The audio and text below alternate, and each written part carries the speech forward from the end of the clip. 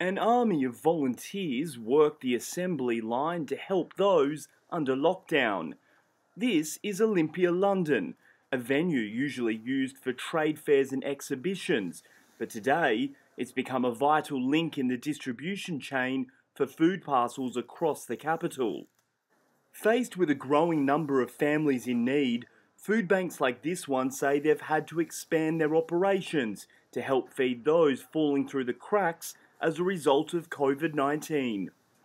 Previous to this situation with coronavirus, we would distribute about 110 parcels per week to people coming into the feed bank, feeding about 250 people per week.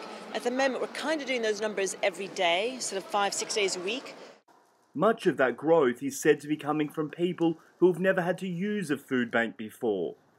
We've seen people who are self-employed, who are no longer having that income coming in as well, families that are really struggling.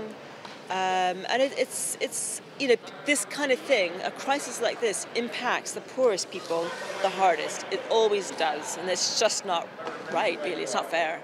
The food bank program is being powered by volunteers, all wanting to do their bit to help those unable to afford supplies at this critical time. So I was at home because of the coronavirus pandemic, and I thought it would be better to help the community rather than staying at home playing games all day.